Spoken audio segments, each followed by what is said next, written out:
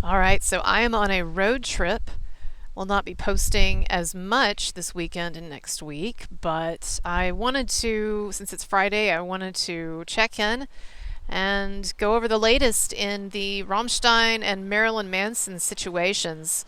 So we're in a lull right now with the Marilyn Manson stuff. Not really much going on. There's supposed to be a trial with one of the Jane Doe civil cases coming up in like a month or two. But I don't know. Again, we'll see. But I would be surprised to see this actually go to trial. I think it would be amazing to actually have a court case where, in a procedural, structured way, a jury can sort through these ridiculous claims against Marilyn Manson. But I understand, the way things go. Typically, for financial reasons, for practical reasons, they end up getting settled. So we will see. But the Jane Doe court case coming up, that is Chloe Black. Remember, she is the aspiring pop star who came out and accused Manson of various things and then tried to use those accusations as a way to launch her music career. And so she actually put out songs that referenced her background, her issues with Manson. Anyway, so this civil suit, it's another money grab, shameless money grab. And unfortunately, a lot of people know that if they accuse someone of stuff and take them to court, that it's very difficult and expensive for people to fight back. And so, the name of the game with this stuff, the ultimate goal for these people is an easy cash settlement, just like Esme Bianco got. She didn't get very much money from what I've heard. It was a pittance. But, when you're broke, even 100 grand or 200 grand, 300 grand, that's worth it to you, right? And so we'll see what happens. I would love to have a trial to report on in the Manson case because I think it would really help to expose what's been done to him and to help vindicate him. But I also understand that there are very practical financial things probably at stake here. I saw one of the big anti-Marilyn Manson accounts gloating yesterday about a recently released report on one of these celebrity net worth sites that claimed that Marilyn Manson, Brian Warner's net worth has gone from a high point of 25 million pre-cancellation to now 2.5 million post-cancellation at the point that he's at now, having gone through all of this BS and continuing to have to fight these legal battles in these civil suits that have been brought against him and in the civil suit that he's brought against Stephen Rachel Wood and Ilma Gore for their defamation, defamatory activities.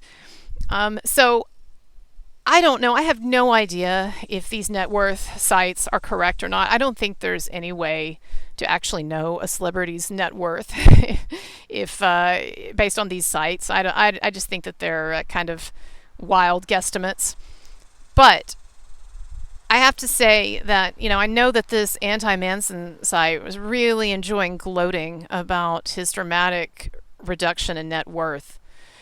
But I want to point out that this is one of the most tragic aspects of these kinds of cancellations, is that based on no evidence, nothing but the words of the accusers, someone's life can be destabilized, and to this extent where they can lose most of their net worth. And I think it's important to understand, and I think a lot of people get this, that it is damned expensive to fight these battles in court. And Manson did a really gutsy thing, suing Evan Rachel Wood and Ilma Gore, but that's a hard road, and we've already seen how the judge gutted a lot of his lawsuit, and now he's involved in these civil suits. These other women, some of his accusers, suing him. So it's not just about the bad PR when someone gets canceled, and it's about losing their livelihood and losing their only means of defending themselves. Because when someone's net worth gets to be that low, then in a lot of ways, and I've talked about this before, but in a lot of ways, fighting these court battles, it's just financially impossible, and so people are forced to the settlement table. And Marilyn Manson very well may be forced to the settlement table in these upcoming cases. All the more reason, though, why it's important to get the word out in the PR arena. If the legal arena, if the courts are too difficult, you know what? You can always get people to listen to you in the public arena. And so, anyway, that's why it's important for those of us who know that Manson is innocent to keep getting the word out. And, we see this in other cases as well, unfortunately. I was talking about the Lizzo thing, and I know people have a variety of opinions on the Lizzo lawsuit. But that lawsuit has some really, really big issues.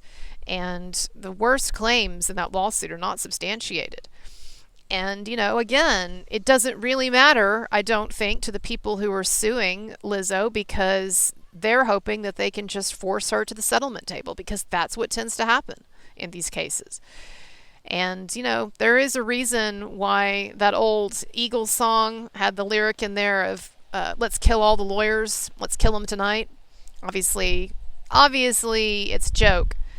But there is some actual real sentiment behind that, which is that lawyers and our legal system are a big part of this problem of false accusations and Me Too hit jobs.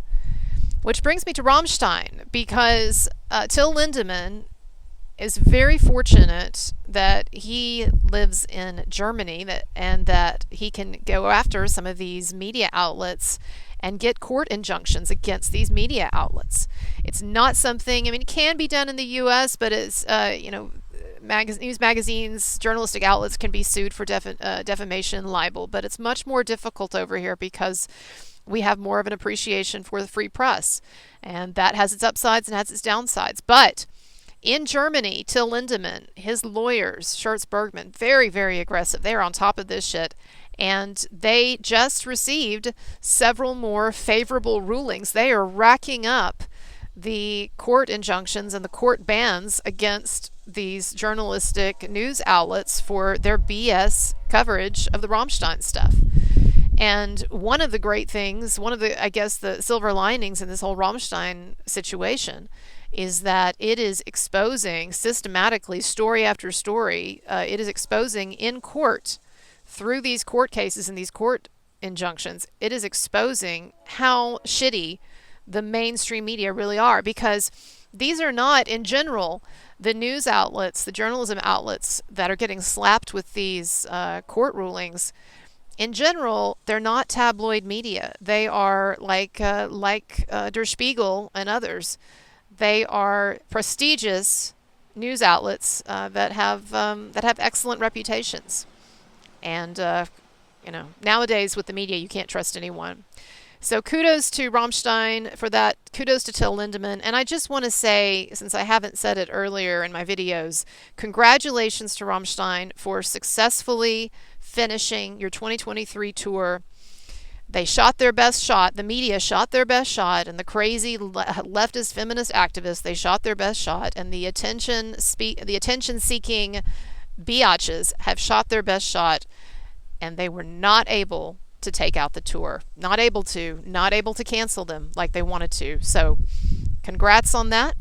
And everybody, check out my channel for more on these cases and other cases and controversies. And as always, my links are below. Appreciate your support.